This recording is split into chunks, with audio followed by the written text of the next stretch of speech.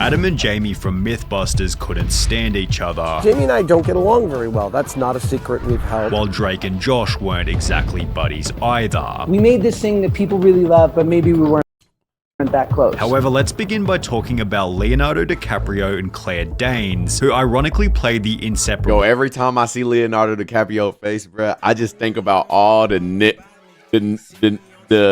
hard R's. All the hard R's like in Django. Can a 16 month sub here on Purple get a sub on Kick? My name Kick is free Deo 4 liters with no spaces. Hey man, I got you, bro. Can I give somebody specifically? Free Deo 4L no space. I got you. Lovers Romeo and Juliet. Prior to filming the movie, the actors had spoken very highly of one another. Claire Danes is the most. Bro, Django is a good bro. I will watch Django right now. Good movie. However, in his early days, Leo would always pull elaborate pranks on his co-stars, which was appreciated by some people on set, but despised by others like Claire Danes. He tried to pull multiple pranks on Danes when the cameras weren't rolling, and the young actor wasn't having it. It's rumored that the young actress found Leo a little immature. For the very same reason, DiCaprio found Danes to be uptight and overly serious, and as a result, according to some sources, the pair barely spoke to one another when not filming scenes together. Roughly 1 year later, Danes was offered but turned down the lead female role in Titanic, with some speculating that she was simply uninterested in doing another film with DiCaprio. Despite this, the two have always talked highly of one another in public. The dude is a genius. He's been a genius for decades now. Which wasn't the path taken by Kevin Smith after figuring out that Bruce Willis was a complete and utter.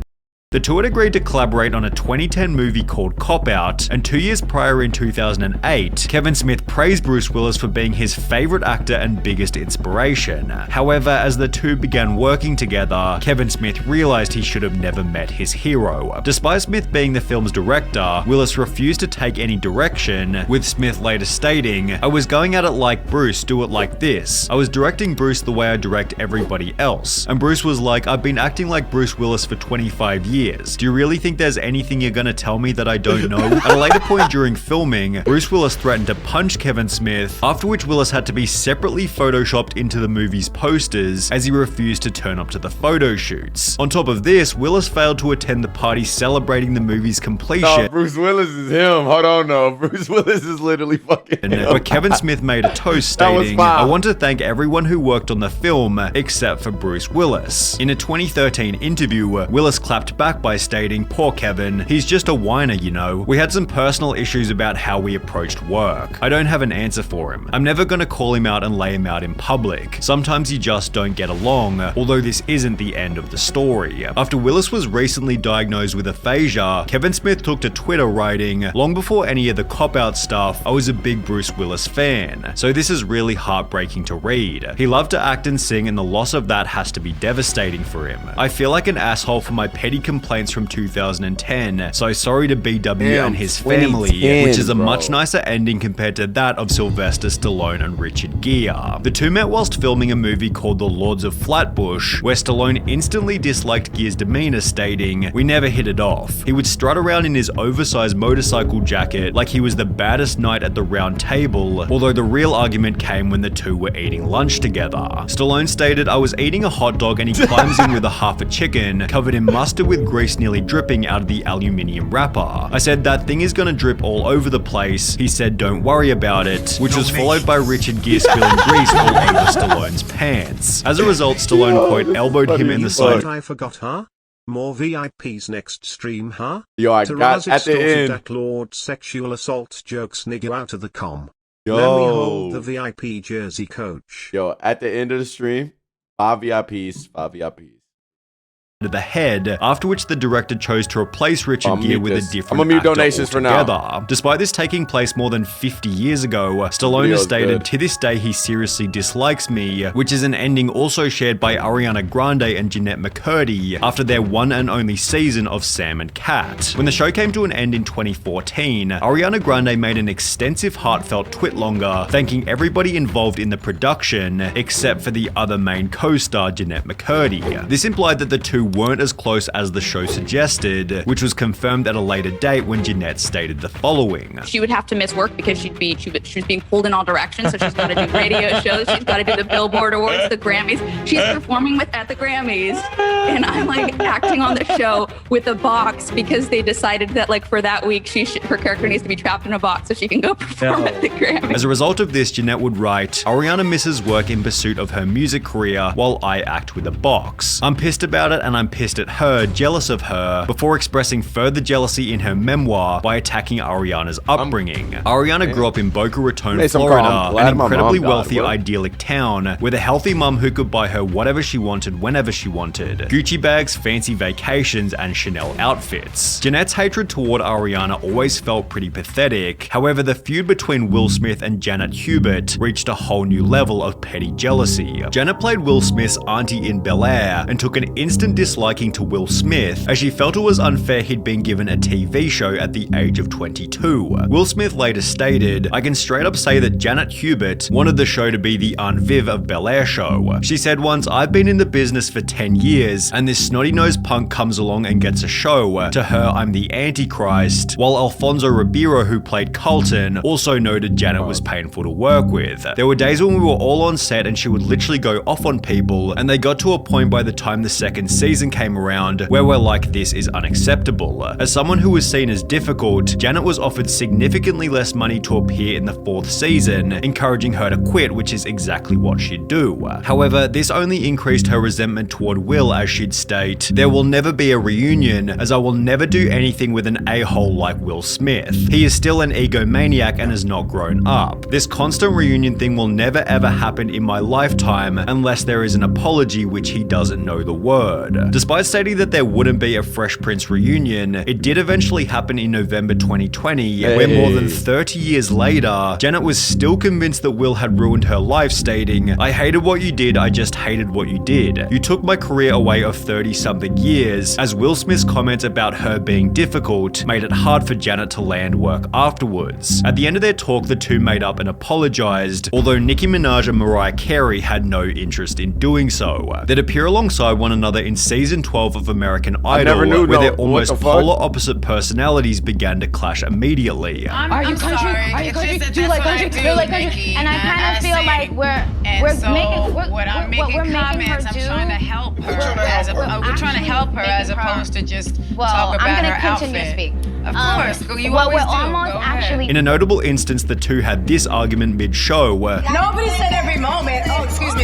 Yo, I forgot about American Idol. Oh, darling, may I express this to her as a singer? I just feel like what maybe trying to be expressed is just sing from your heart the entire time, and your notes will continue to shine regardless of the dirt that gets splattered around you. After which Nicki threatened Mariah with violence. Multiple people heard Nicki say, if I had a gun, I would shoot that leading Mariah to state the following. It felt like an unsafe work environment. I'm not going to take any chances, so yeah, I did hire more security. In response to Mariah Carey's claims, Nicki responded by tweeting, hey y'all, let's just say Nicki said something about a gun. People will believe it because she's a black rapper. LaMayo, I'll then hit up Barbara and milk it, implying that Mariah had made the story up. Nicki then made another tweet reading, I guess it hurts to have the producers tell you to your face that Nicki is the best judge we've had since Simon, or poor you, keep them lies coming, implying that Mariah was also simply not as good at judging. For obvious reasons, both judges quit the show after only one season, after which Mariah Carey stated this. That was the worst experience of my life. I would never want to be involved with it again. With Drake Bell and Josh Peck holding a similar opinion about returning to their most famous show. While it seemed the two had a great time filming Drake and Josh, Drake would take to Twitter in 2017 writing, when you're not invited to the wedding, the message is clear. True colors have come out today. Message is loud and clear.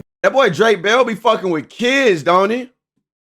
Ties are officially cut, I'll miss you, brother, which was followed by Drake flaming Josh via text for the very same reason. I'm getting married that night, and I see these text messages from him, like cursing me out, coming for me. I'm like, on the night of my wedding. The incident was a sad moment for fans of the show. However, 2 months later they'd make up, apologize, and even post a 12 million view video together, implying that the duo was on good terms. That would be until 2021, when Drake found himself in a bunch of legal trouble, after which Josh made the claim that they were never really friends. Are you guys like not friends? Not really, no. We made this thing that people really love, but maybe we weren't that close. So you guys were never close during the, like when you were filming, Drake and Josh? You were just Why that shit be so hard for Obviously, some people to there were times grasp? when we were closer than not, but when inevitably the show ended, I mean, we're just totally different kids. These statements have since been criticized, given they'd spent a large amount of time together outside of the show, with one of these critics being Drake Bell himself, who'd give numerous examples of them hanging out together. That's what bugged me about it. He's like, we weren't friends, we didn't hang out. Your Christmas party, the party that I made. He came all the way to Riverside to support me. Josh is clearly trying to distance himself from Drake's sketchy legal situation, given Josh is still actively booking movie roles in an industry where reputation is everything. There are obviously mixed reports about whether or not they liked each other as co-stars, although it seems obvious that they're now no longer on speaking terms, and neither are the two main hosts from Mythbusters. Adam Savage and Jamie Hyneman hosted the show for more than 12 years, after which an article was published reading, "The Mythbusters always had an amazing secret weapon. They can't stand each other." The article referenced an interview from Entertainment Weekly, in which Jamie stated, "We like to point out we've known each other for 25 years and never once sat down to have a dinner alone together. We sort of managed to tolerate each other. I think it's probably safe to say that continuing our on-screen relationship in front of the camera is probably not happening." To back this up, Adam stated this. No, I don't think Jamie and I will continue to work together on other projects. Yo, I need Jamie one of and I those don't get hats. along very well. That's not a secret we've held. With him claiming it's not a secret they've held, as it was mentioned while the show was still running. We are not friends. We tend to drive each other batty. We have never, in the 21 years we've known each other, had dinner alone together. Our very different personalities means that we spend a lot of time in sort of conflict. Periodically, their behind-the-scenes animosity spilled out onto the camera. What kind of seconds were you counting there? 2, 4, 5, 6, 7, 8, 9, 10? What kind of seconds are those? Who counts like that? So it's no surprise that Adam would also state this. There's a lot of fighting on camera. We got really mad at each other, like really significantly, vitriolically angry. We drive each other nuts every day. We get frustrated with each other on a daily basis. However, the reason they're so proud of their awful friendship is because it's also their key to success. The friction between Jamie and I has an integrity to it and a chemistry to it. We have respect for each other. We also drive each other absolutely batty. We're not afraid to say something that will hurt the other's feelings because we don't care, Savage says. We consider it a point of pride that the right idea always wins. It doesn't matter whose it is. It's a working relationship based purely on respect and mutual gain, with their unconventional approach resulting in unconventional success as one of the most popular shows in TV history. Hey, turn the fuck up.